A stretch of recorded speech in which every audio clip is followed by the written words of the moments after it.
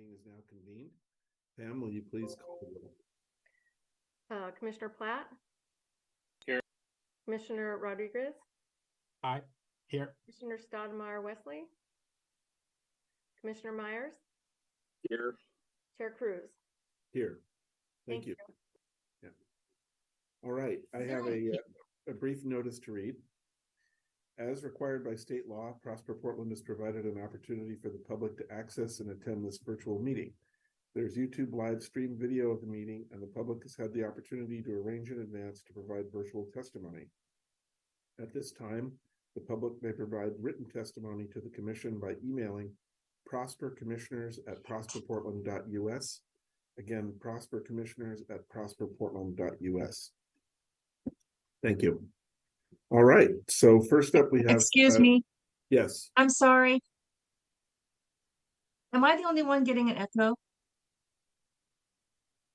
I don't I'm have. hearing two voices when you read, when you say. We're just hearing one, Lori. There might be maybe one of the open signal mics are on and you're getting feedback there. Oh my gosh.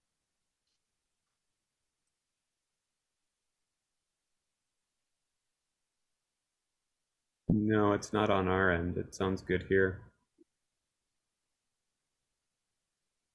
Lori, I'm unaccustomed to seeing LNS on our call. I wonder if it has to. Do you usually receive the feed directly from Open Signal? I thought there was a direct feed. That's how I've understood this. Oh yeah, that might be it. You're hearing our caption encoder as well as the Zoom.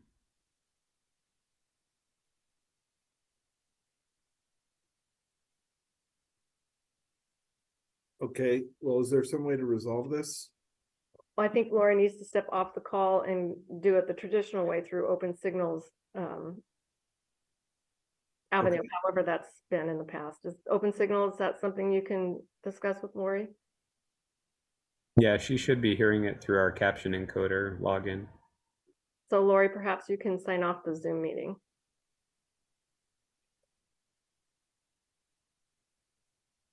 Looks like she's still on. Yeah. Oh, Do you mean you said to sign off the Zoom meeting? Open Signal, will you respond, please? Yeah, Lori, you should be hearing it through the caption encoder feed. Maybe that's why I'm okay. Yeah, so Hold on. sign off the Zoom. Okay, it looks like she's gone. Okay. Thank you. All right. So. No, that's resolved. Do we have any commissioner reports? No. Nope. Okay. Okay, then we'll go straight to the executive director report with Kimberly Branham. Thank you, Chair Cruz. Good afternoon, commissioners. Well, as you're about to hear, in this last month, we've been hard at work to prepare for Advance Portland, which so I want to mention that there's an opportunity for public input on the city's next economic development strategy. As you're aware, our team has done more than 6 months of extensive outreach to stakeholders and partners and community members, and through focus groups and individual conversations. Recording in progress. We recently launched a survey, which represents another opportunity for Portlanders to review the recommendations and to add their voices to inform the implementation of this critical effort that will guide Prosper Portland's work, many partners' work, the city's work in the next 5 years. So we encourage folks to go to prosperportland.us, our website, and click on Advance Portland Feedback Survey. So that's one thing we wanted to mention. Also wanted to mention that yesterday, Prosper Portland presented the 2023 Greet and Grow event. I think of this as the professional goods and services sort of version of My People's Market. It's a unique event that's designed to connect small business owners, solopreneurs, and makers with the service providers who can support and elevate their businesses. This year's event featured a vendor fair and breakout, and more than 100 businesses were in attendance. Thank you to Shay Flair DeBattine, Pam Neal, Yvonne Smoker, Sue Ball, and the entire economic development team for their work on this fantastic event. You can find more about great providers of services to meet everything from your printing needs to your branding needs on Mercatus PDX. So we encourage you, if you missed the Greet and Grow, to look there and make sure that you are aware of the fabulous local businesses that we have that can provide services. As we look to the month ahead, I want to flag some opportunities for businesses, individuals, and nonprofit organizations that are coming up. So first, I want to let everyone know about an upcoming training for businesses and organizations who are working to advance racial equity. Portland Means Progress is hosting a virtual teach-in session on Tuesday, April 18th from noon to 1 p.m. Ronnie Oliver, partner diversity regional lead, and with clear results has been working in diversity and procurement across the country for almost 2 decades. This session is open to the public. There's no cost to join and will be really actionable and supportive. So we encourage you to visit portlandmeansprogress.com and click on the events tab to learn more and to join us. I'm also excited to announce that the Portland Film and Events Office at Prosper Portland, in collaboration with the Every Wednesday campaign, is hosting 4 themed Central City activations in late April and early May for workers who are downtown on Wednesday, or anybody who's interested in coming out and checking out downtown. These events are scheduled from 11 a.m. to 1 p.m. each Wednesday in Director Park. They will happen on April 19th, where the theme will be Poetry and the Creative Mind Day. April 26th, where it will be Administrative Day, so you can support your administrative professionals in your life. May 3rd, which will be Meditation Garden Day, so we can connect to our inner calm. And then May 10th, which is a Prosper favorite, is National Small Business Day, so an opportunity to connect in person and support local small businesses. Finally, I'm pleased to announce that the application period for this year's Community Livability Grant Program is now open. As you'll recall, we're seeking proposals from community-based organizations and particular nonprofit organizations for projects that foster vibrant and healthy neighborhoods and improve the prosperity of area residents and businesses. Priority will be given to projects that benefit communities of color, people with low incomes, and that promote widely shared prosperity. The application period opened earlier this week, April 10th, and it closes on Friday, May 19th.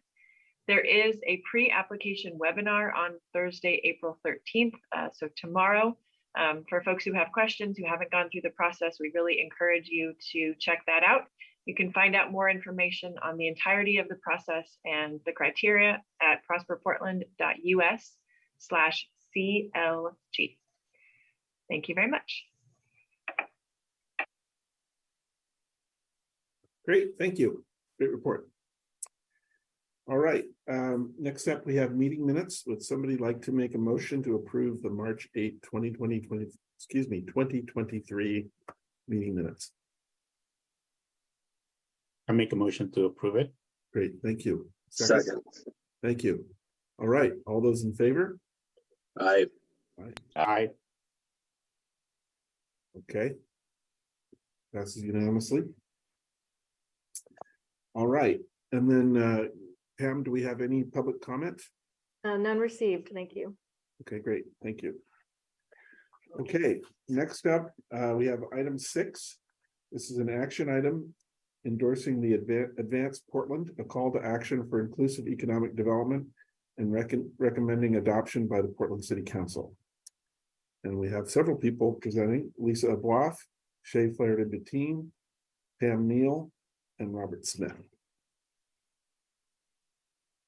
Welcome to everyone. Well, good afternoon, Chair Cruz, Director Branham, Prosper Portland Commissioners. I believe we have some slides and Justin's probably getting those up as we speak. Thank you so much, Justin.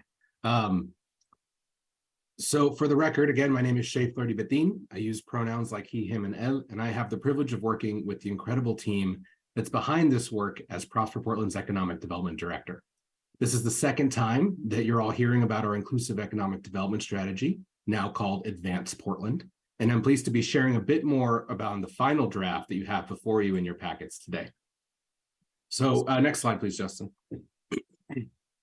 Today, I'm going to give you a reminder about the robust planning process that Kimberly mentioned, some of our key findings in terms of Portland's strengths and challenges, the strategy's overall framework, and then my colleagues Lisa Abloff, Pam Neal, and Robert Smith and I are going to go into some detail around the objectives and the actions. Finally, I'll speak to what comes next. Next slide, Justin. So as a bit of background, I think it's important to note that this is the first time since 2009 that we've faced a situation that warrants a citywide inclusive growth strategy. Many plans since that time, such as the Neighborhood Economic Development Strategy and Prosper's previous strategic plan, have been more place-focused or focused specifically on the city's economic development agency. So again, on the process, you'll recall we kicked this work off with a highly capable interdisciplinary consultant team, which included RW Ventures, Estelano Advisors, and local impact consultant Camille Trummer. This work also grew and expanded to encompass the work we were doing with our partners at ECHO Northwest, who was looking at the trends across our central city and commercial corridors coming out of the pandemic. The last time we spoke about this, you got to hear in detail around the engagement process and how the strategy built on that process from Camille Trummer. And we did benefit from a deep bench of advisors, both on the external steering committee and the internal leadership roundtable of our peers and partners. Next slide, please, Justin.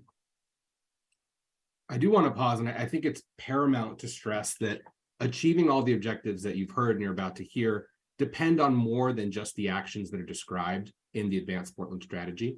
It's also about ensuring connectivity between the related plans and initiatives that are happening at the regional level, such as the regional CEDS, or the Comprehensive Economic Development Strategy, as well as the Regional Workforce Development Plan. And I think I don't need to stress to anyone here today around the importance of public safety and quality K through 12 education. And we really, as part of this effort, we see those as fundamental preconditions to any of the growth that we're talking about today. Same goes for addressing the mental health and houselessness crises that are happening in Portland. I think just yesterday, we witnessed another beloved coffee shop close in downtown Portland due to increased crime and the crises on our streets.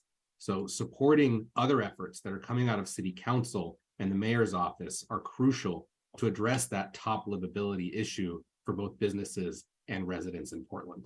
So in turn, just to differentiate between that very real need and this strategy is focused truly on how do we get the economics right to have jobs for people that are receiving job training, for businesses to have opportunities that create wealth for entrepreneurs, to have, access to income and wealth to support objectives like homeownership, and then also just generally, how are we maintaining and creating the demand for our Main Street retail businesses and other amenities that we love?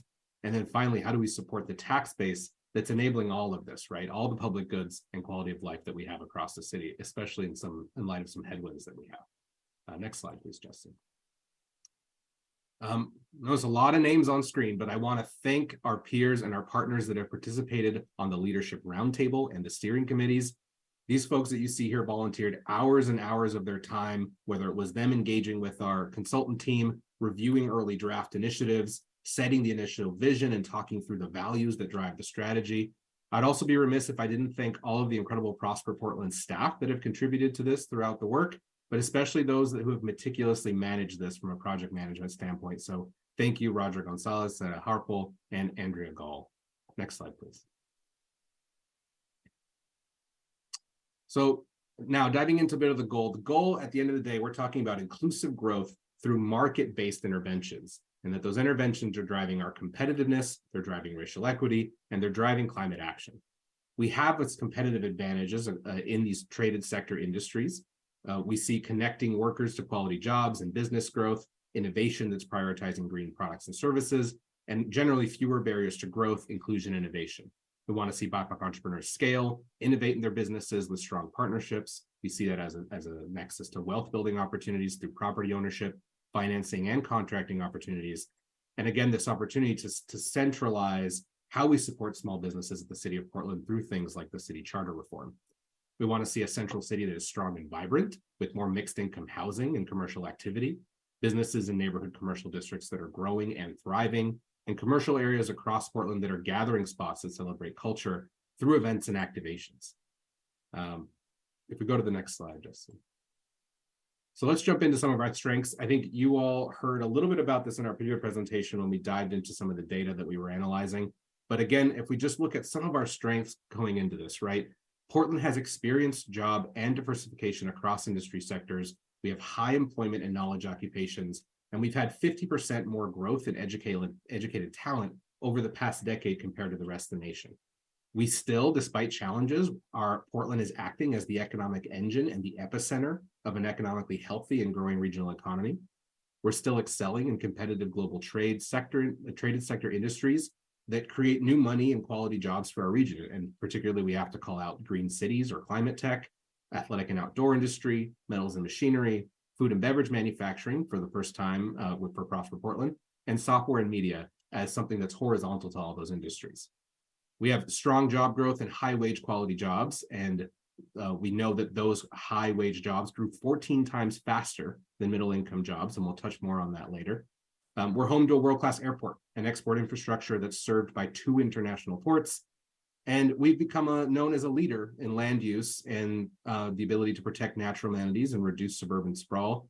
We have a strong entrepreneurial ecosystem that supports small businesses, and the strength of that really is the culturally competent services, though we know there are gaps in that ecosystem. And we have the opportunity to, again, envision change as part of the City of Portland's charter reform. Let's go to the next slide. All right, so again, speaking to challenges, and we alluded to some of these are particularly challenges that we know arose from either an inability or collective failure to equitably manage the consequences of all that tremendous growth that I just spoke to. So some challenges include that, employees in high-paying occupations are still disproportionately white, while Black, Indigenous, and Portlanders of color are overrepresented in low-barrier, lower-paying jobs. We now know that for the first time in 40 years, the City of Portland is experiencing population decline, and there are other key challenges that continue to threaten our economic future. The city's employment growth rate, for example, and business growth and median household income are lagging behind the rest of our metro region, even as home prices here have risen faster than 35 out of the 40 metro areas. Almost half of Portlanders who are renters are cost burdened, and displacement is threatening areas of our city where BIPOC communities live, work, and play, including every census tract east of 82nd Avenue. And again, entrepreneurs, they find the ecosystem, though very robust, is limited in terms of providing industry-specific programming to their businesses and their ability to navigate this ecosystem in order to really truly scale. So businesses are also facing that alongside increased regulatory hurdles and limited access to capital.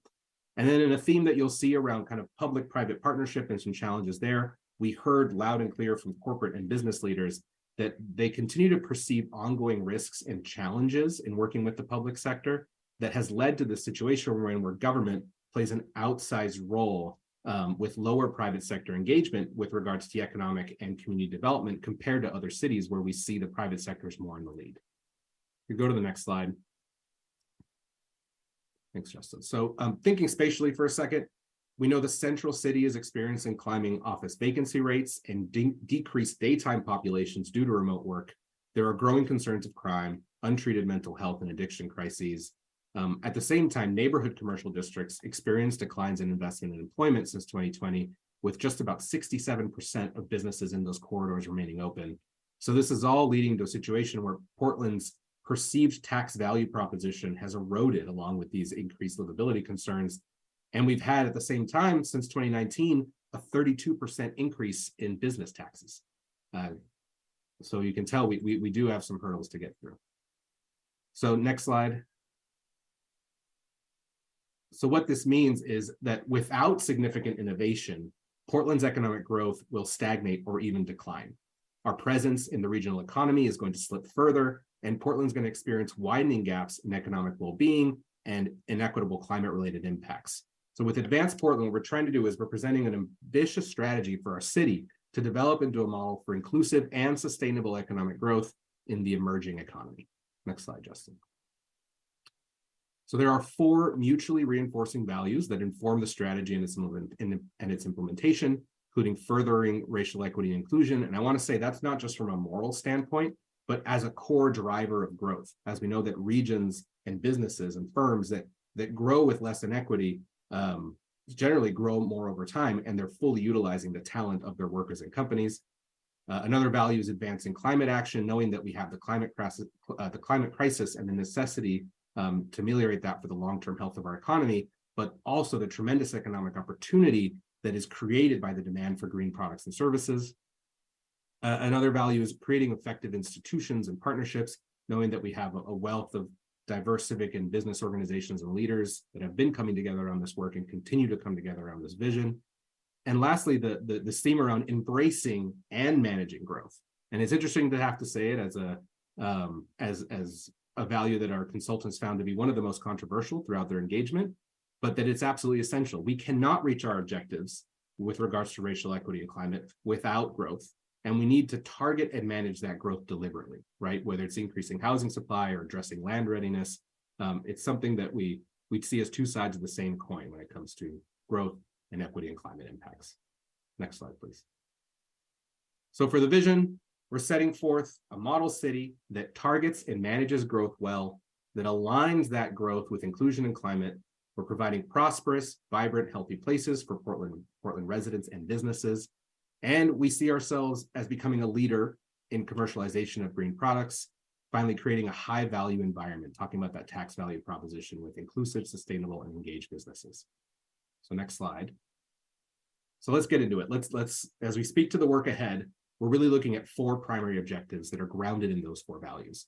The first is propelling inclusive economic growth and innovation, again, through those traded sector cluster industries where we have a competitive advantage, seizing opportunities to expand green products and services, addressing barriers to growth for industries that we call out. And the second objective, promoting equitable wealth creation. And we're talking about diverse entrepreneurs, making sure they have access to scaling resources through partnerships, through capital, through other relevant supports. The third is fostering vibrant commercial centers and corridors, and knowing that because we've had such disparate impacts throughout the pandemic, thinking spatially across our different sub-districts in the downtown core or corridors, knowing that we have to have tailored strategies across those, whether it's our sub-districts or our main streets. And lastly, connecting Portlanders to high quality jobs in future ready sectors, which is again, wanting to have again, this return to private sector led, industry-based, industry-driven job training and increased access to those jobs. Next slide. So we're going to dive into some of the high-level themes within each of those objectives, and we'll also have a concrete example on an action in each of those areas of work. And so with that, I'll be passing the mic to our own business advancement team manager, Pam Neal, who's going to speak to Objective 1. Next slide, Justin. Good afternoon. As she said, I'm Pam Neal, and I manage the business advancement team at Prosper Portland. So Objective 1, propel inclusive economic growth and innovation. So a cluster-based business development strategy is critical to growing traded sector industries and improve access to quality employment by focusing on our most competitive industries that grow quality jobs. The analysis to identify our competitive industries included identifying which industries we have a higher concentration in than other cities, the economic impact of those industries, the potential of the industries to advance our climate goals and leverage opportunities in the green economy, and opportunities to advance equity and inclusion through quality job growth. The clusters we recommend are athletic and outdoor, green cities, and metals and machinery. Food and beverage manufacturing is a growing industry with strong employment and a lower barrier to entry positions. In software will be prioritized, but more of a cross-cutting horizontal industries whose success bears heavily on how our other competitive industries are doing. The actions on the slides are just a couple of examples of the recommended initiatives in the strategy to propel inclusive economic growth and innovation. So the first one, to invest in traded sector industries, an example would be to launch and participate in the State of Sport Task Force to capitalize on our strength to make us a global leader in the athletic apparel, outdoor equipment, and recreation industry. The second, supporting the growth of green products and services, is the Clean Industry Initiative, which is in partnership with the Bureau of Planning and Sustainability and private businesses to create resources to support manufacturers and institutions to be clean, circular, and inclusive. And the last one, to address barriers to growth, inclusion, and innovation. We recommend a financial impact analysis be done before new policies and regulations are put into place to address who will be impacted and how. Thank you. For objective 2, I will pass it to my colleague, Robert Smith.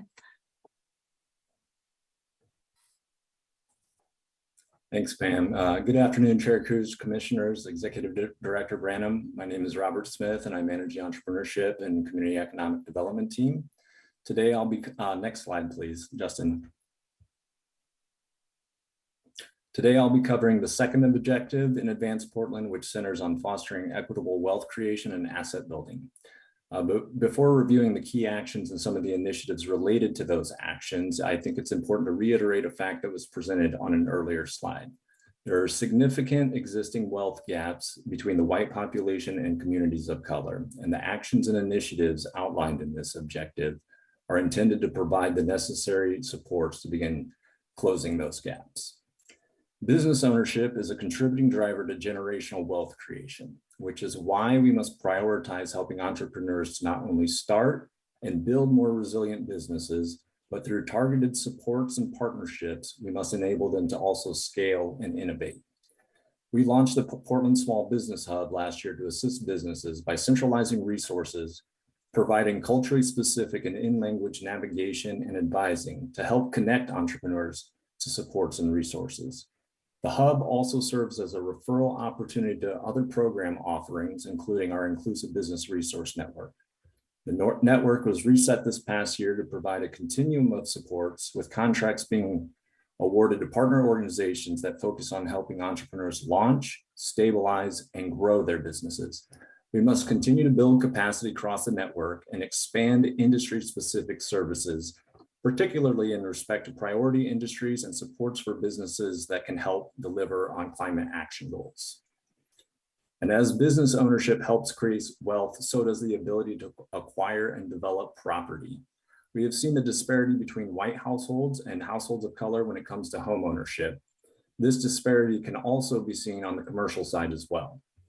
Only 3% of Black households own commercial real estate compared to 8% of white households. And the valuation of those holdings are almost 10 times greater for white households. This is why we need to focus efforts on increasing access to property ownership, real estate financing, and bid opportunities for firms and individuals of color. One of the ways that we can achieve this is through the development of new and the amendment of existing loan products and processes that reduce barriers and create greater access to capital for our entrepreneurs of color looking to acquire property and participate in development opportunities. And the final action, as part of the City of Portland charter reform process, we need to explore policy and structural shifts to better support Portland's entrepreneurs. Navigating the myriad of licensing, permitting, and small business supports available throughout the city can be an overwhelming experience. One of the ways that we can address this is through the establishment of an Office of Small Business and Entrepreneurship within Prosper Portland.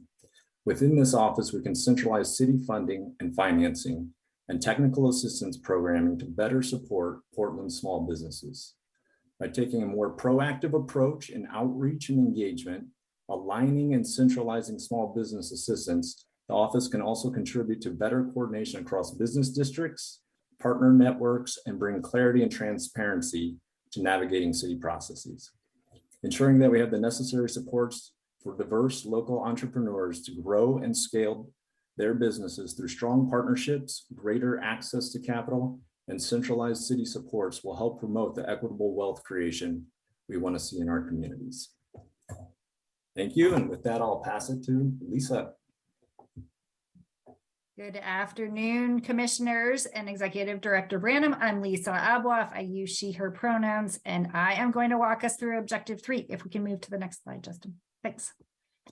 So the first action and initiative that you see under Objective 3, its kind of subtitle is around fostering a vibrant central city center. And this builds from and acknowledges the critical role that really a central city plays in our regional economy and in the long-term economic resilience of our region. And the actions are both short and long-term in nature. So acknowledging that much of this is tied to the build form, we know that very often those can be 2 to 3 years in nature. So also touch on some immediate things that can be done in the city center. And I would also highlight that many of these initiatives and actions, as you dig into the report, really focus on specific geographic sub-districts within the city center that experienced long-term negative trends and impacts as we exit the pandemic, specifically the downtown core, Lloyd District, and Old Town. We really wanted to make sure we could understand this at a sub-district level, acknowledging that not all of the city center experienced the same impacts coming through the pandemic. And often those are also the communities that have our more diverse community base and a higher representation of lower income individuals receiving social services and other important centralized services that the city center offers. So I'm going to walk through some of the initiatives on some examples. First, we did see that sub-districts with a better mix of uses and mix of income of housing in key districts was critical, i.e. the districts that were most impacted were those that really had a high preponderance of office or commercial uses. And so we are encouraged to find financial or regulatory tools to really incent and unlock housing production within those areas, whether that's through conversion or new production.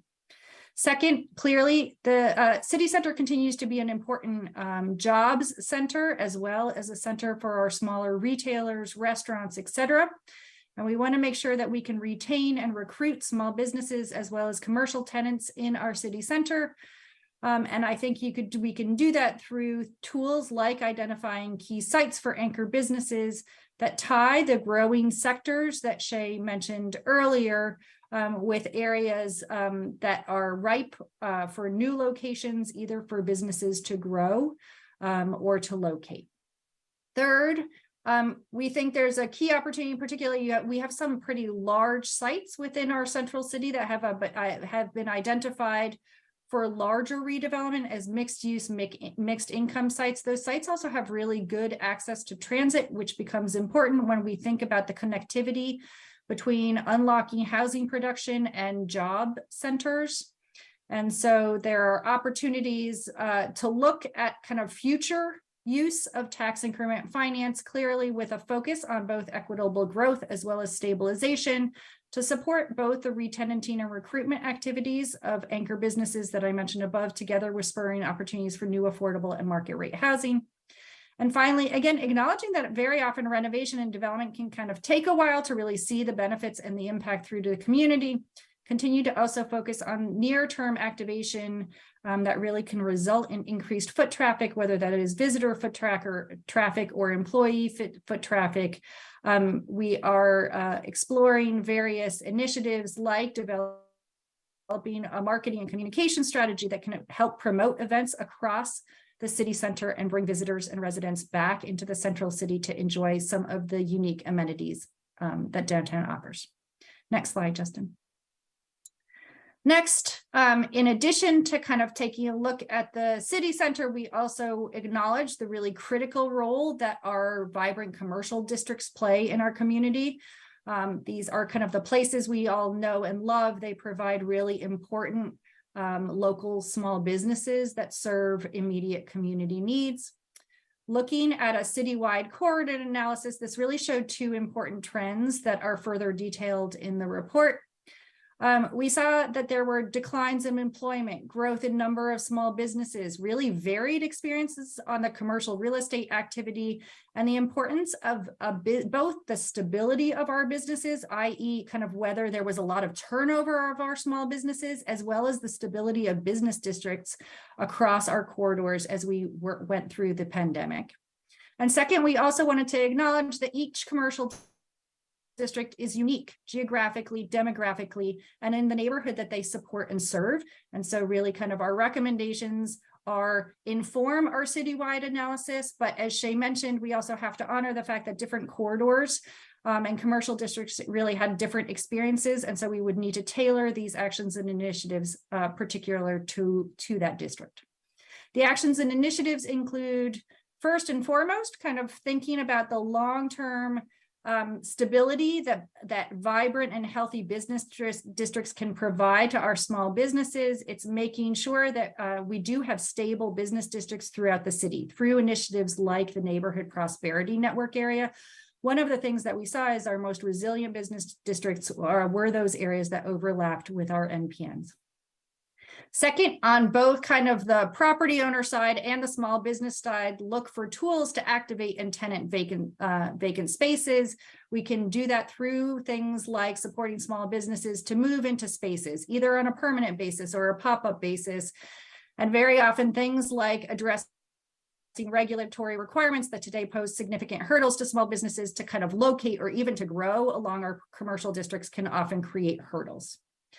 Third, we acknowledge that there are kind of infrastructure impacts to supporting our small business. So really looking at infrastructure investments that would support BIPOC-owned businesses, and also making sure that any infrastructure investments that we are making don't displace businesses as they are occurring.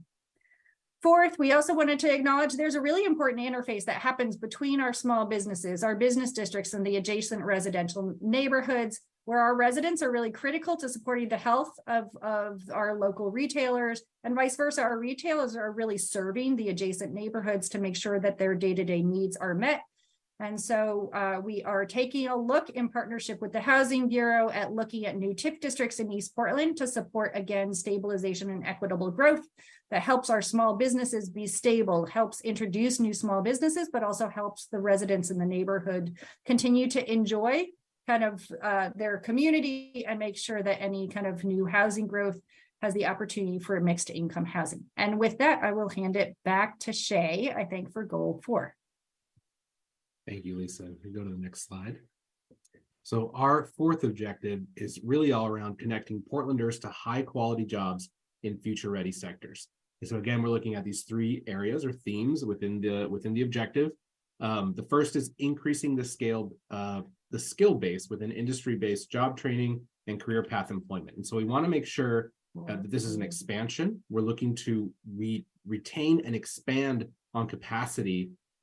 One, within currently the fastest growing low barrier industries. So we know right now where most of our investment are going to are things like construction, knowing that we have immense public spend in that area coming up. And then also healthcare, knowing that we have a shortfall of workers in behavioral healthcare. And like I said, that's where a lot of our investments right now through work systems are moving.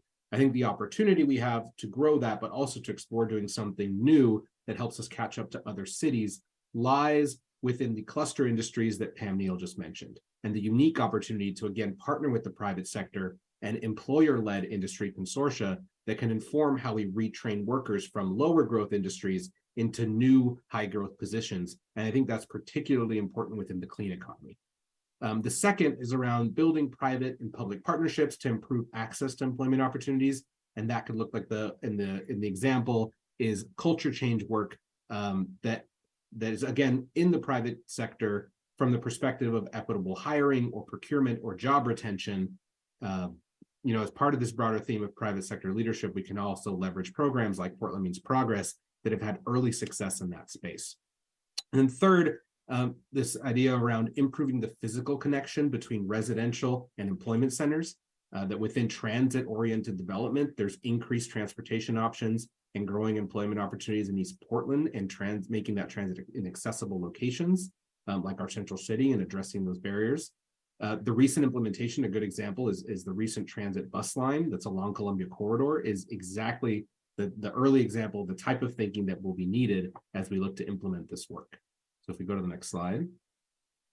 So speaking of implementation, I just want to speak to a bit to the timeline, how we want to measure the success, and then some next steps. So next slide, Justin. So as we look to implementation, we want to make sure that we continue to rely on that steering committee that drove the strategy and that they can continue to advise throughout implementation. And then second, given that this is a citywide plan, it's not just Prosper Portland, and should council adopt this strategy later this month, our city commissioner in charge, Commissioner Carmen Rubio, would convene a city implementation task force staffed by our own Prosper Portland team that would be responsible for pursuing implementation. And so then the image that you're seeing on this screen, that is what you'll see within the draft strategy document that speaks to the timeline. Each objective is tied graphically to where you would see the results, whether it's in year 1, year 3, or 5 years out from the plan's adoption. We go to the next slide. And lastly, I'd like to just speak to how we as a city, as Prosper, how do we hold ourselves accountable as we're implementing this work? And I want to thank the team because they've worked really hard on determining the performance metrics and other kind of key performance indicators. These are both programmatic outcomes as well as broader economic trends that we want to track as we measure this work and its impact. I'll give an example. When we look at the kind of impact we want to see within our traded sector work in those industries, we would track both, the growth of quality jobs as we define it on screen, as well as BIPOC employment data within those industries, but then also the broader location quotient, or again, the relative strength of that industry compared to the rest of the nation. Similarly, we now have advanced tools around tracking data like foot traffic across our central city and our corridors, and other types of data you see on screen around employment growth in priority industries, or tracking vacancy rates when it comes to our central city, and so on and so forth. So thank you. And then we go to the next slide. I just want to speak to the next steps briefly. So again, we are taking this final draft that we have, and you should have, if not now or after this, in your inbox. We're seeking to take this to Portland City Council for approval on April 26th. That resolution will include direction to create the implementation team, again, led by the City of Portland. It'll instruct us, the resolution will instruct us to return to City Council within 90 days with those actions of what we're going to pursue in year 1, 3, and 5 around implementing the strategy. And then after that, we'd move into actual implementation. And that would look like updating all of Prosper Portland staff work plans, aligning our budgets accordingly, and then assessing existing programs for alignment and knowing where do we have gaps in terms of where we need to assign work and staff capacity to certain objectives. So I think with that, if we go to the next slide, we can open it up for discussion.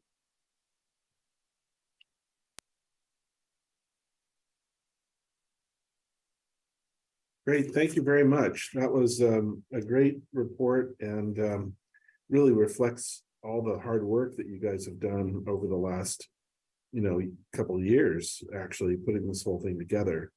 It's a huge project, lots of elements to it, and it's very impressive to see the synthesis of it all finally come together. So congratulations.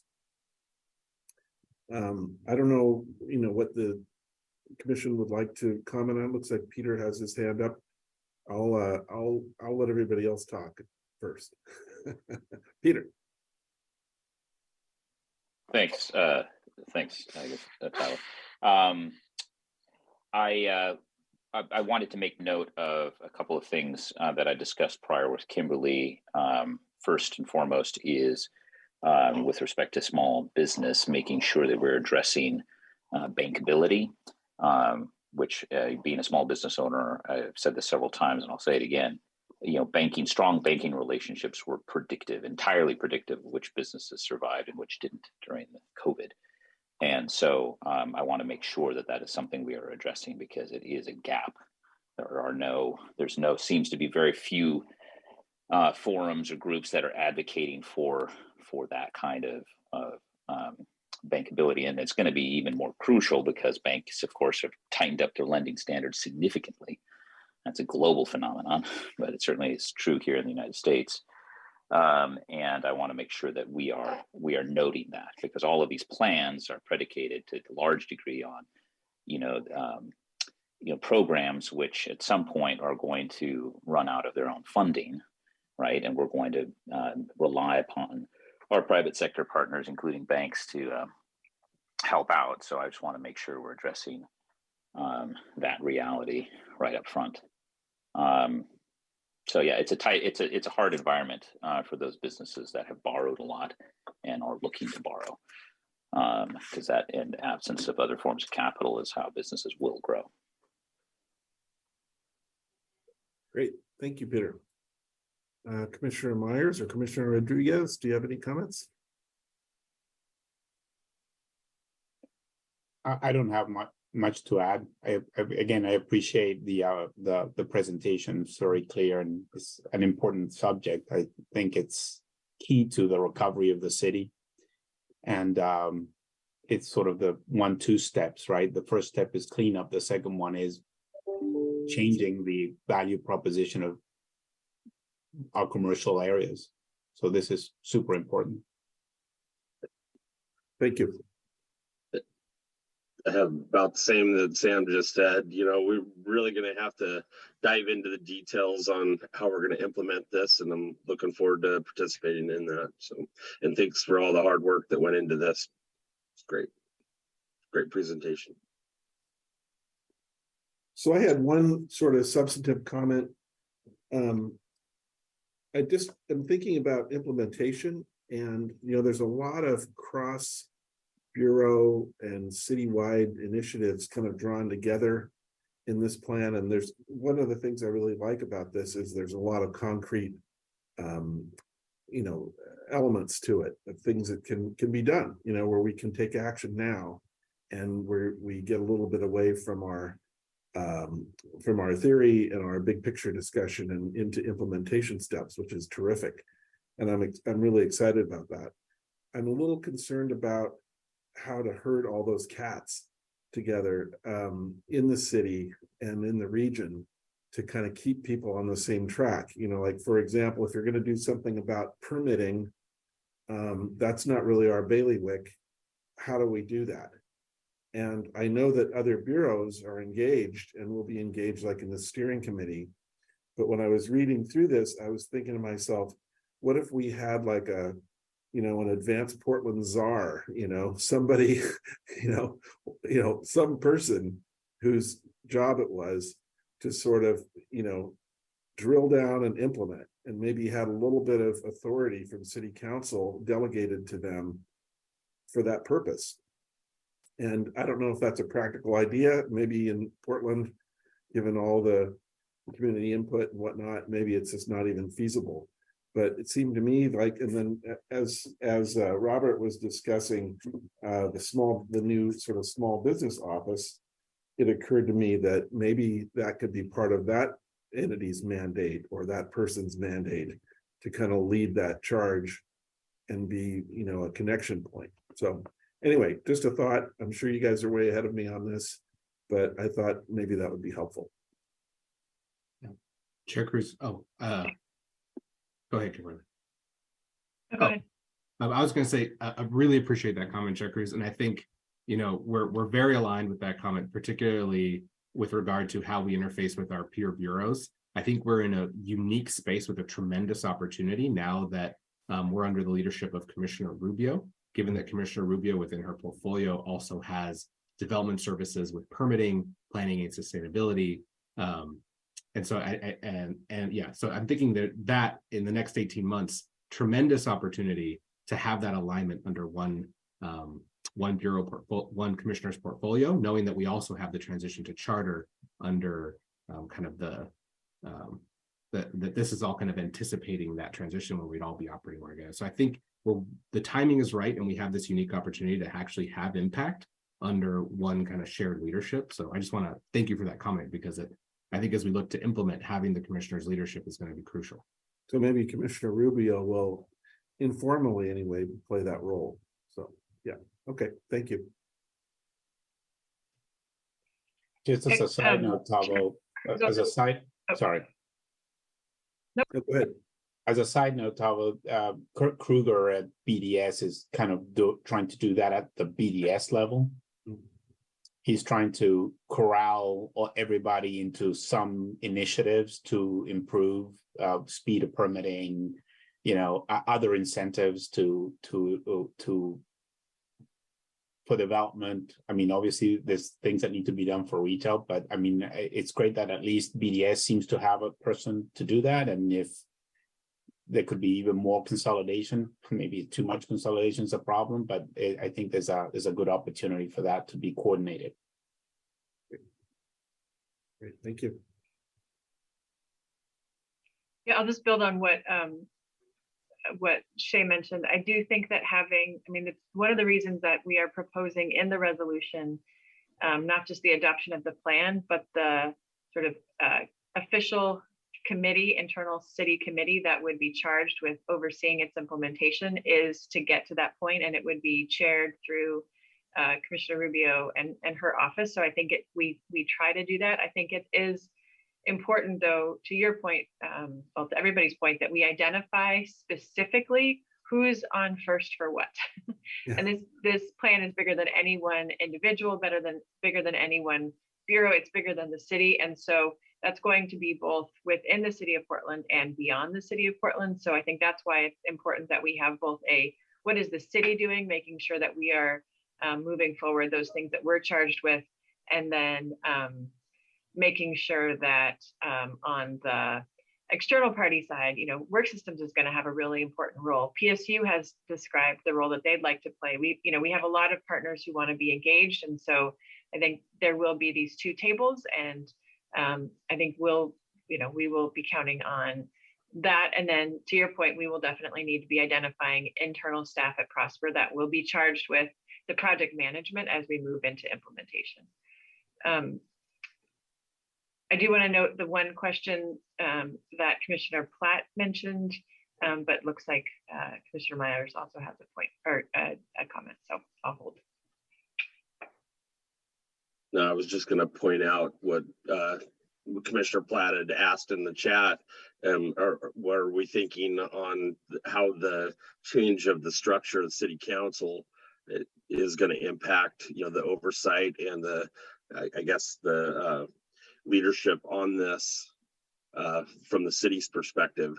Are we, how are we adjusting to that? And, I think it's still up in the air as to how it's going to land. So I'm just curious as to if anybody has any comments on that. I think I'll just share what I know, which is that there's a process to make sure that on January 1st of 2025, that when we have 12 new council members and a new mayor, and they're in the process of hiring a chief administrator, that chief administrator comes in with a structure of bureaus that one person can manage. The way that most cities like that, there's the way that most cities have this structured is you basically have, deputy administrators for specific sections, right? You don't have one person who's managing 26 direct reports, but they have sections. And oftentimes those sections look like what we're seeing today in terms of the portfolios that Mayor Wheeler put together. So you might have a deputy administrator of community and economic development. And you could imagine that person who would have potentially Prosper and housing and BDS and BPS in their portfolio, that person and their office might be charged with the role that Commissioner Rubio played, along with maybe an identified council member. I think it's at this point, it's TBD, but I think we're actually going to get some level of clarity in the next 6 to 12 months about what the proposed structure is. Now, whether the incoming mayor and administrator want to make changes, of course, that's up to the public and the elected officials to make that determination. But there is a lot of work that's happening that's being led by the current chief administrative officer in order to have a structure that makes sense and where there can be continuity and clarity. I guess I have a comment around that. My only comment is, given the unknowns of the new system of government and how those interactions are going to go, implementing quickly, currently and successfully will ensure the longevity of the program.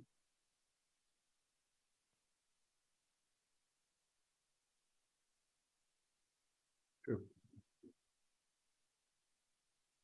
Okay. Well, on that note, one just quick question, because to exactly that point. Anticipating council votes in favor of this plan, what is the immediate next step after that? So next step primarily is we will be directed within the ordinance within 90 days to return to council with the immediately implementable actions and with the implementation team. So that's the task force that Commissioner Carmen Rubio would convene, that we would staff. So we'll have that 90-day instruction should it be adopted. So 9 days from the adoption. And then 90 days from end of April. Correct. Okay, gotcha. All right. And that particular task force is convened and led by Commissioner Rubio. That is that is at her discretion. Is that correct? Okay, gotcha. But I think the idea, Commissioner, is that it would be named by her, but potentially it would be impaneled by City Council. I think we need to work through. There are different city policies, and so Justin and Shabri are looking through this. But for it to be a formal advisory body to City Council, then City Council needs to vote on the body, or the members. And so I think that's what we would anticipate would be that the commissioner would name the representatives who would be on that advisory body. Gotcha. Okay. And then bring that back to council for adoption.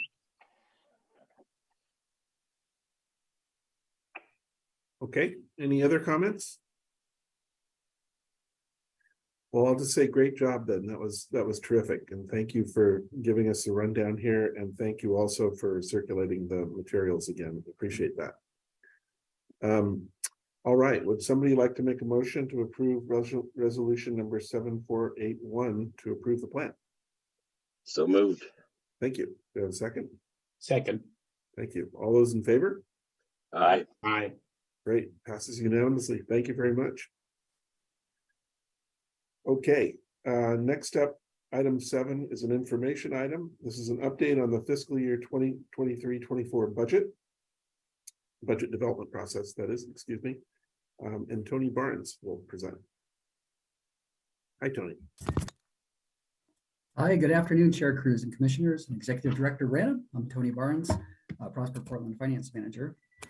I'll be providing an update today on the 23-24 budget process. I'm also joined today by Development Investment Director Lisa Abwaf, who will be providing an update on community outreach in TIF districts that we performed over the last several months and presenting several items we heard from that outreach for consideration as we move forward with the budget.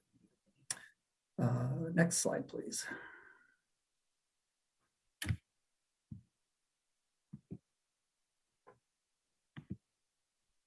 Thanks. Our first slide recaps where we've been over the budget process this year and next steps going forward. Since our January budget work session,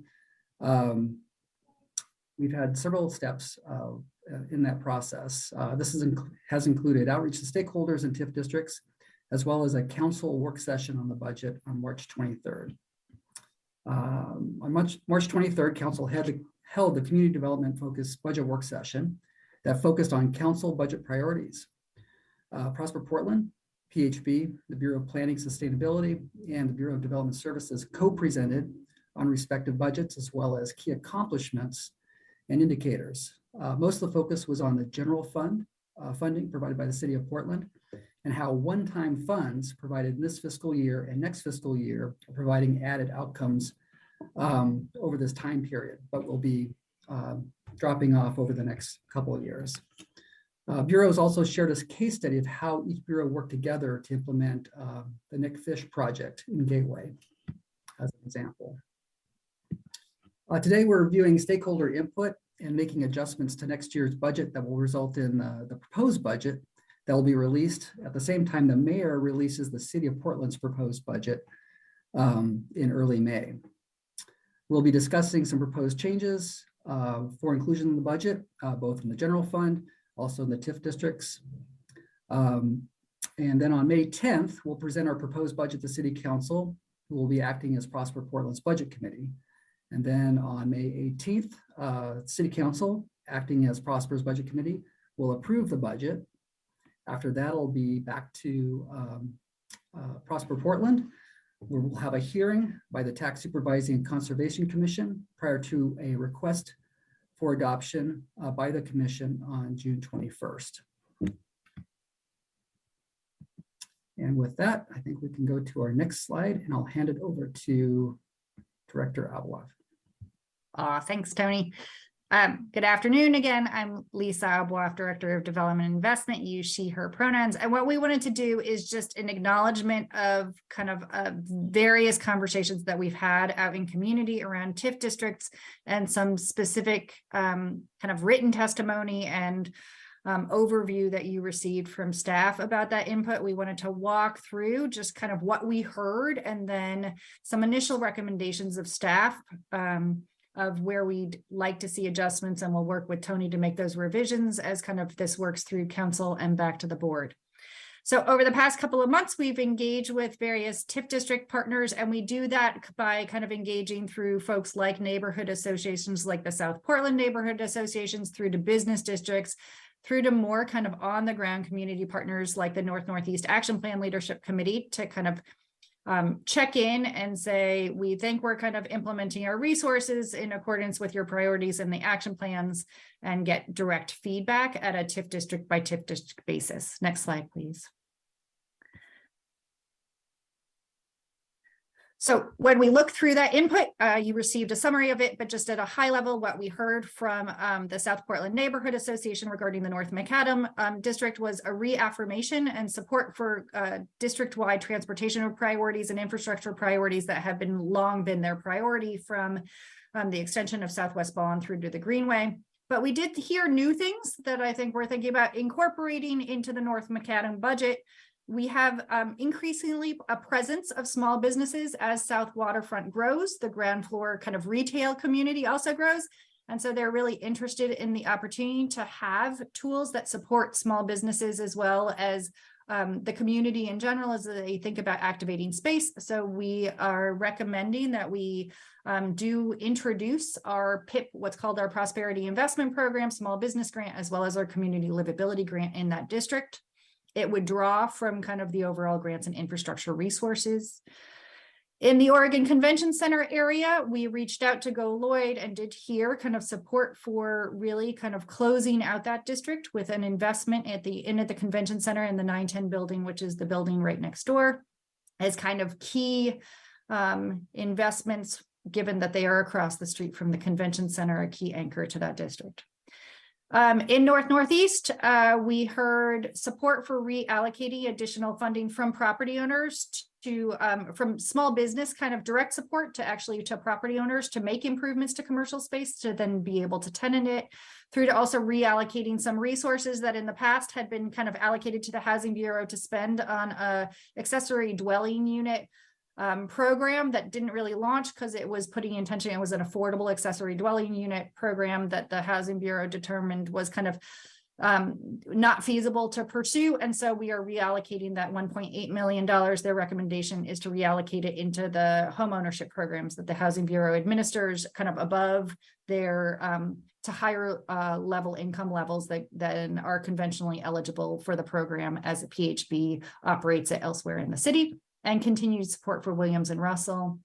In Gateway, we heard kind of two things. One is ensuring across our programs that we're really incentivizing kind of private ownership to move forward with either renovation or redevelopment of properties, particularly in the key geographies of the action plan, i.e. Long Halsey Weidler couplet through to the Gateway Transit Center right around the light rail station, through to South Gateway that's down closer to 99th and Burnside, and also kind of really wanting to see uptick in our marketing of our grants programs, because it is one district where we have not seen kind of full deployment of the grant dollars. And I think they were really interested in the strategic investment fund that we talked about with our board, and are there opportunities to align that with the promotion of grants and loans within Gateway. This is the fund that will allow for increased working capital support through to small businesses citywide. Next slide, Tony.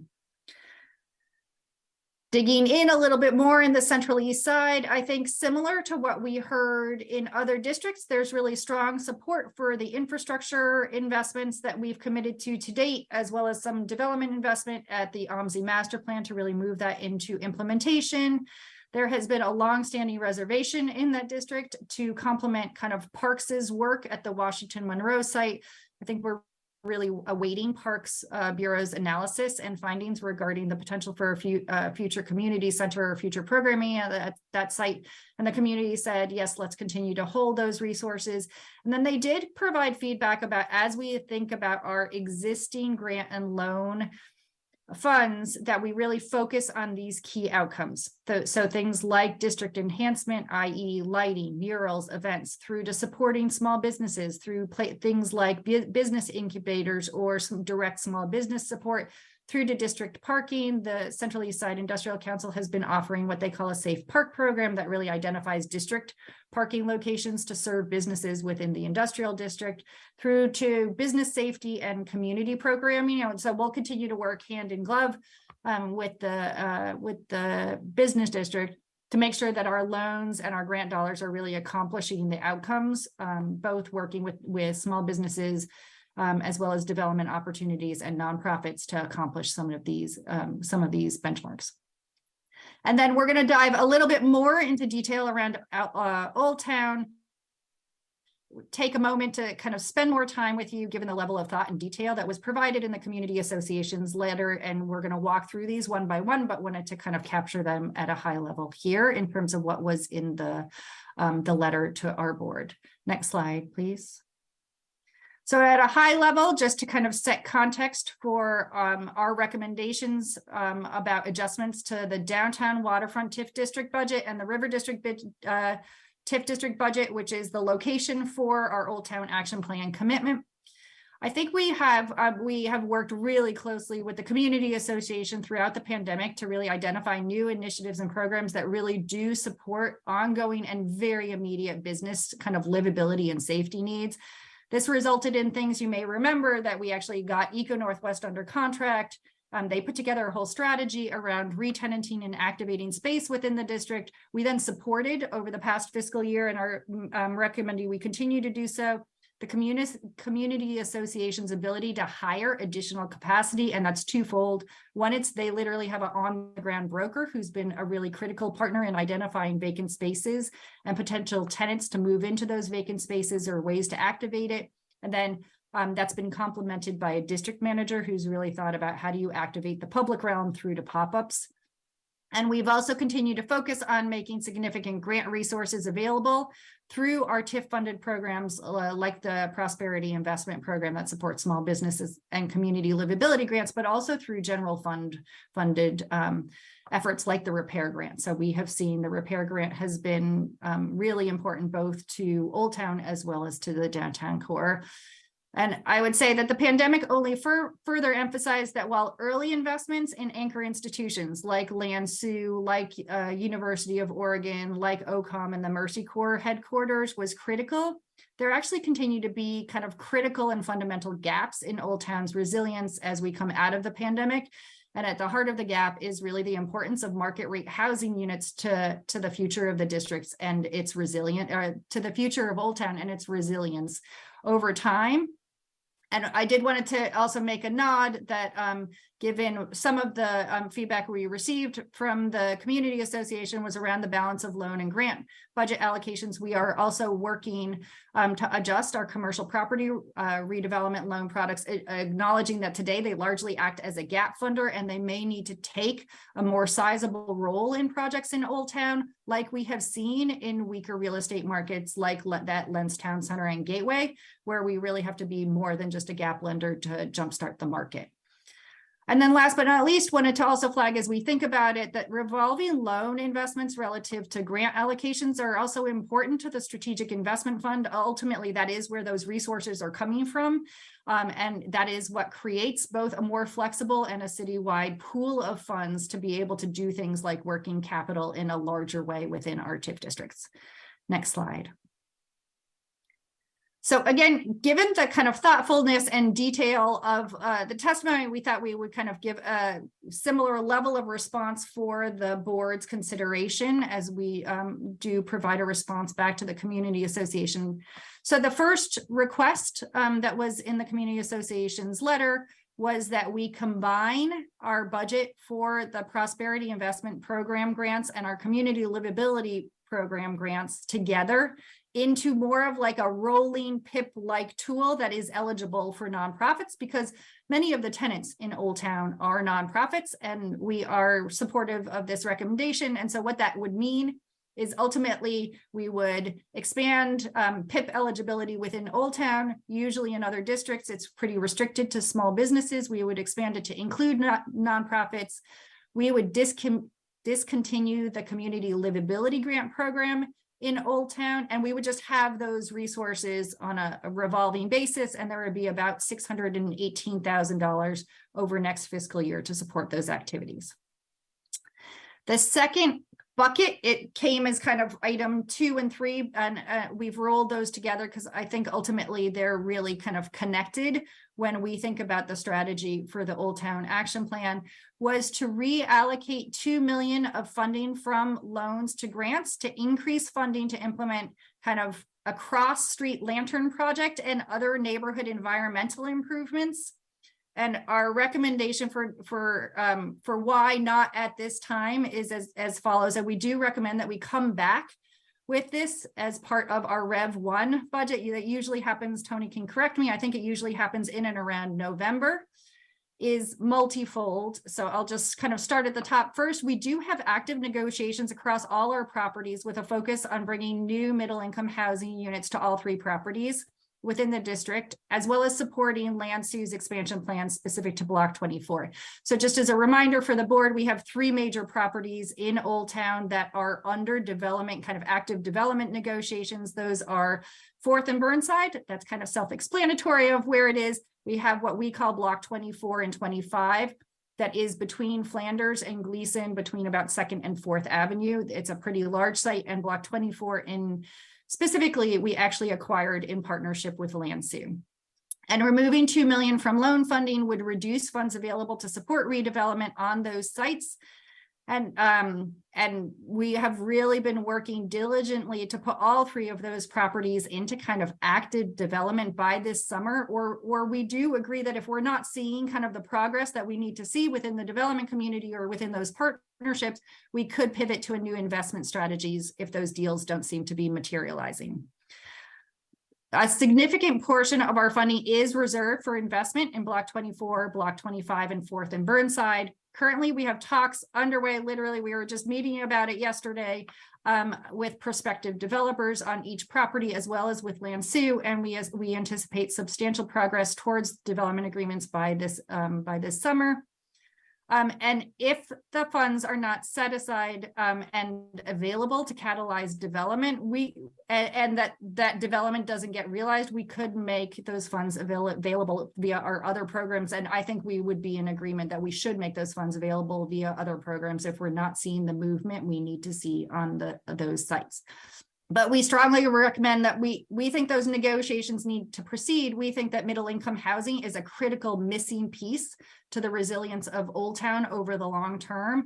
And we need to give kind of those partnerships and those an opportunity to kind of, and those negotiations an opportunity to work their way forward.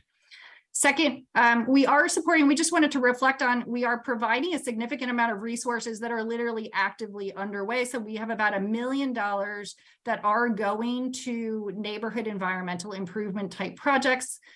We are working with PBOT on a quiet, what we called it the railroad crossing here, but on kind of a quiet zone to ensure that small businesses and residents who are located adjacent to that crossing kind of can continue to operate without the trains blowing their horns on a regular basis.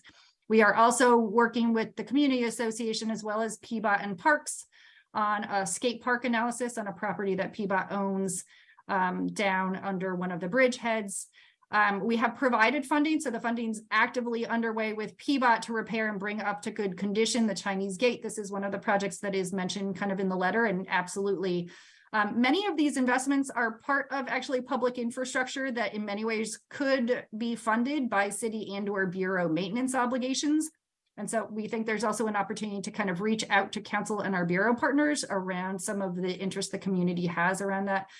These kind of how is the long-term maintenance and activations and how they're performing in the community really kind of kept alive, really lives with our Bureau of Transportation and our Parks Bureau. And we also think that this is important funding to complement the $500,000 of additional council resources that Old Town is receiving through a direct grant that I think is going to do many of similar types of activities, like replacing pavers in a more permanent way, to storefront gates that may take some work with the Bureau of Development Services, et cetera. And then last but not least, I would also flag we are actually going to cover a little bit more of the Old Town Community Association's capacity this fiscal year. So I think it's increasing from about 210,000 to about 272,000 to cover what in the past has been covered by general fund. And again, that funds the work of kind of the broker and the district manager in Old Town. Third, with Rev 1, we'll actually have, when we get to Rev 1, we usually know what's rolling over. So what is unspent grant dollars last fiscal year, we'll have a better sense of what those are coming off of this fiscal year. That could be reallocated to additional neighborhood environmental improvements that the community is seeking to improve. And finally, it is a flag kind of for us because we are being diligent to the FSP update that we brought before the board, that really kind of a transition of and reallocation of resources from grants to loans, whether it's in Old Town or elsewhere, will have impact to the Strategic Investment Fund, because ultimately that is what is creating the Strategic Investment Fund, is revolving funds coming through our placement of TIF investments in all areas, from areas in downtown through to in the neighborhoods. So with that, I'm happy to take questions now, or maybe Tony, we can wrap up the PowerPoint and then we take questions. I'm happy to do. I just know there was a lot of interest within the board around kind of our recommendation and response, and just want to make sure if there are any clarifying questions or questions the board has, we can take them at some point during the presentation.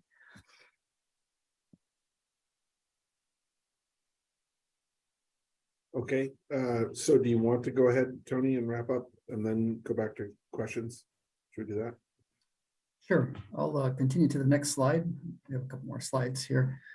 So moving to the budget items outside of TIF districts, several of these items include city general fund and cannabis funds that reside in the current fiscal year that are moving to next fiscal year, the city's budget amendment. That was actually heard today, this afternoon at council at the spring bump hearing. This includes general fund and cannabis fund estimates for how much one-time funding allocated by city council in this fiscal year will end up funding next fiscal year. Several of these packages began or originally intended as 2-year funding packages. So this is more about making sure that we have the right amount in this fiscal year versus next fiscal year. We have that amount estimated now for 23-24, and that was what was presented to city council. In total, that includes $1.6 million for general fund programs supporting the Office of Events and Film, My People's Market site location, East Portland investment strategy, the business advancement package, as well as the Inclusive Business Resource Network Capital Advisor. Also considered for carryover was cannabis funds. This includes Prosper Portland's allocation for the Inclusive Business Resource Business Advisor that will be moving forward next fiscal year. The spring bump at council considered moving $6 million in existing funding to support Reimagine Oregon and seed grant funds to next fiscal year. However, an amendment this afternoon at city council for the portion of the Reimagine Oregon funds, which is about $4.8 million, will not be carried over in that budget action to next fiscal year, and instead will fall to the city's ending balance. And that fund, those funds will be available for reappropriation, and that will likely be part of the ongoing council deliberations through the remaining couple months of the budget process at the city. And with that, we can move to the next slide. Also, outside of TIF areas and within the city's spring budget adjustments, is the American Rescue Plan. $10 million is included for next fiscal year for Prosper Portland sponsored projects and programs. This includes small business resource navigation, small business stabilization, Venture Portland business district support, and Fairfield commercial acquisition and improvements. A number of these funds are under disbursement right now, but $10 million are in next fiscal year. This is an increase of around $2 million from what we presented during the work session in January. And most of those dollars are related to the Fairfield commercial acquisition, where those dollars actually won't be dispersed until final closing of the project a year and a half from now. And there is a conversation about potentially swapping out those dollars for non-federal resources, since we'll be holding the Fairfield commercial condo for a longer period and operating that asset. Next slide, please. And wrapping up changes, as Lisa's walked through, there's a number of TIF district project action plan updates that are technical adjustments in nature, more about moving resources from this fiscal year into next fiscal year. A good example would be fine-tune the adjustment for Broadway Corridor USPS demo based on current year spend down of that contract. Also programming the construction equity fund.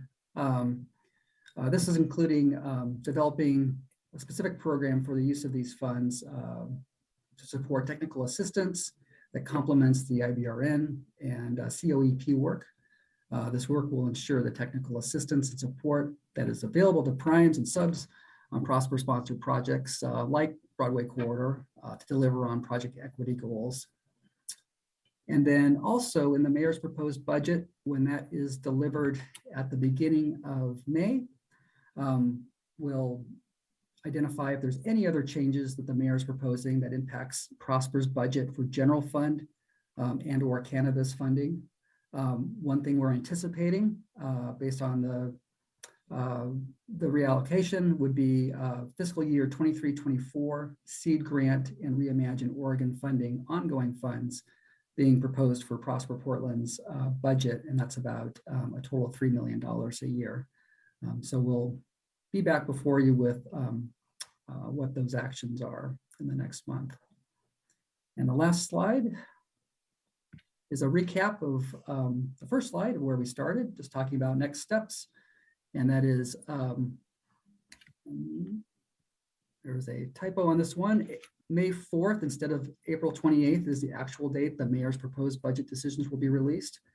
We will be presenting our proposed budget to City Council on May 10th. City Council will be approving the Prosper budget with any amendments that are offered by May 18th, on May 18th. And then we wrap up the process on June 21st with the tax supervising hearing and adoption of the budget.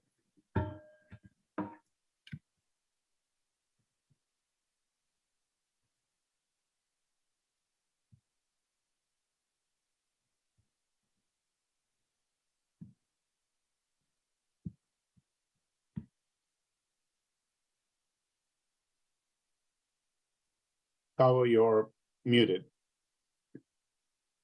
I apologize. First, thank you for the presentation. It was terrific. A lot of good information and well organized. Regarding the Old Town Chinatown question and the recommendations, do folks have any additional comments about that? Peter, you've got a hand up. I don't know if you mean to comment.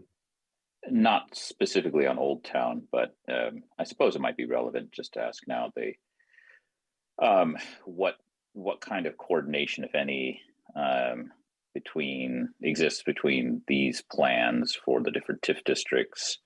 A lot of the mentioned work that we're doing or planning to do around corridors, redevelopment, and then the mayor's at least announced plans regarding safe rest villages and where they can be sited and where these encampments might be placed, et cetera. I imagine there has to be some coordination around that, because obviously where those are sited will have an impact, one way or another on these plans.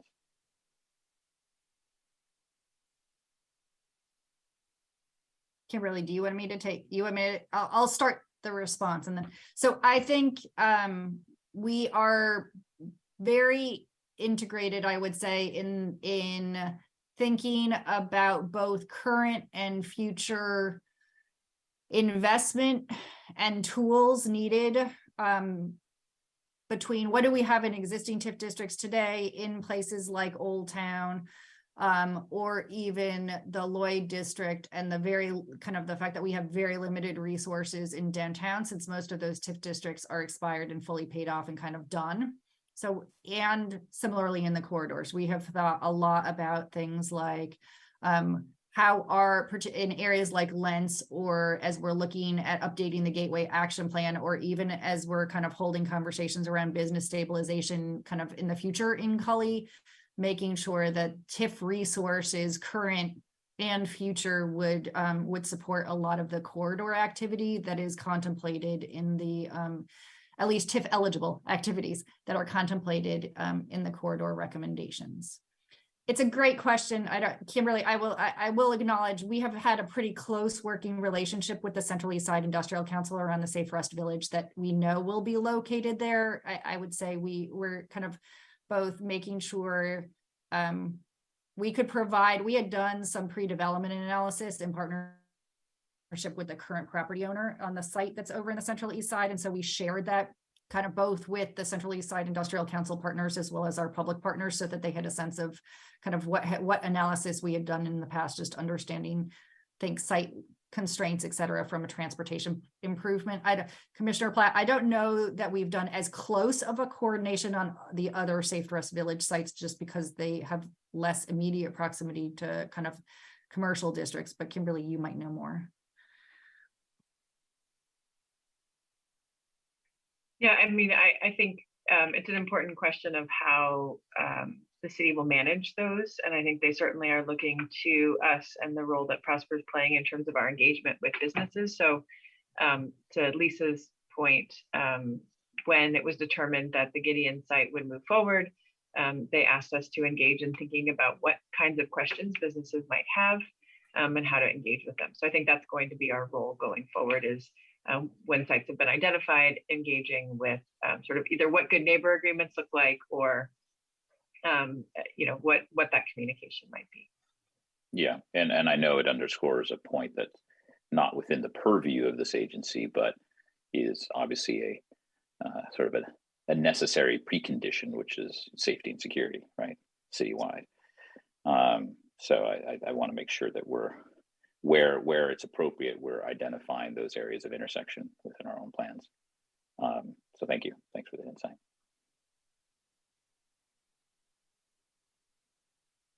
Okay. Any other comments? My only comment is related to Old Town. Excuse me. It's a big lift, so I think there needs to be a very purpose strategy to how to approach it, because there's not a lot of money, and if you spread it around the whole thing, nothing's going to happen. It's going to dissolve into nothing. So I just worry that there's going to be a lot of pressure to do a lot of things with the limited resources, and that it needs to be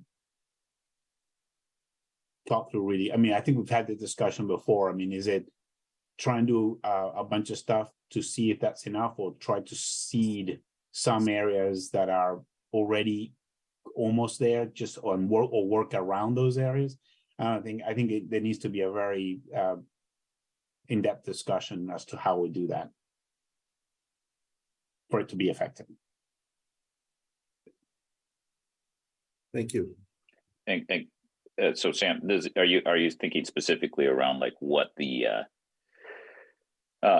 what it's going to take to actually get a market rate housing development built? Yeah, that's basically what it comes down to, right? Peter, and also just generally how to help the retail, what retail to help, I mean, what has survived. I mean, I went there the other day. I hadn't been there in a while, and I was just, it's improved. The safety's improved from where it was, but there's still the retail devastation is just amazingly, it's very bad. Yeah. So how do you make it work? I'm not sure. Where do you start? I'm not sure. I'm not. But I think it needs to be thought really, really well so that it's effective and it can build on itself. Otherwise, those funds will not revert back into more. You need to be a force multiplier, and it won't happen otherwise. So anyway.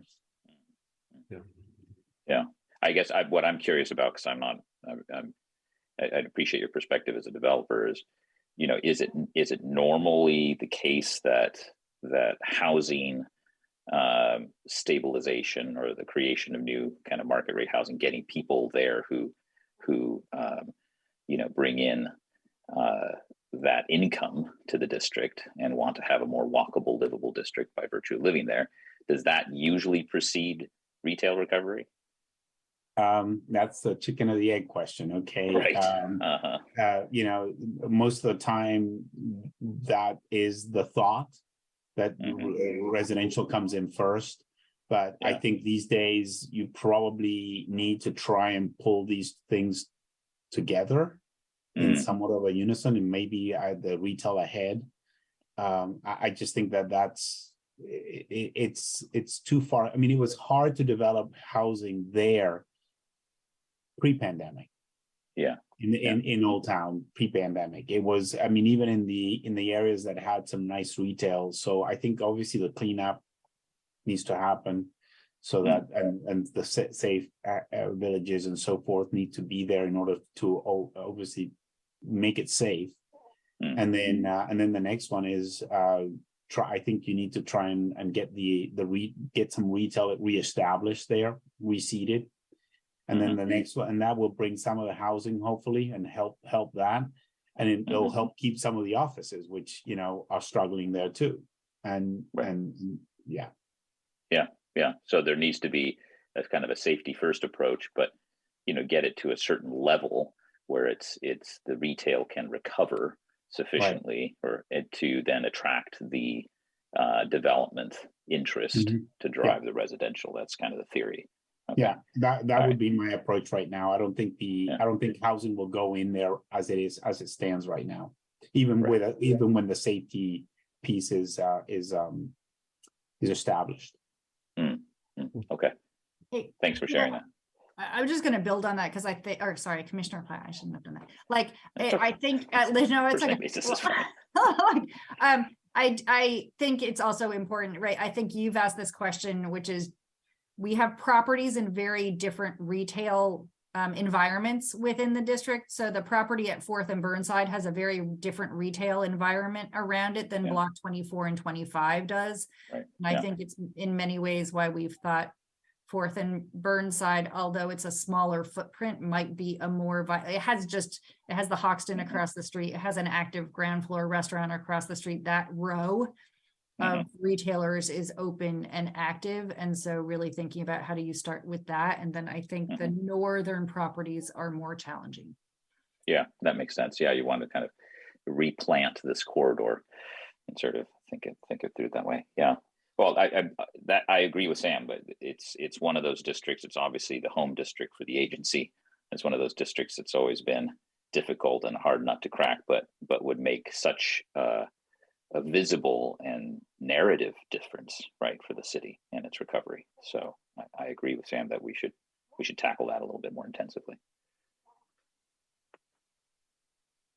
Yeah, I think just I want to build on. Oh, go ahead.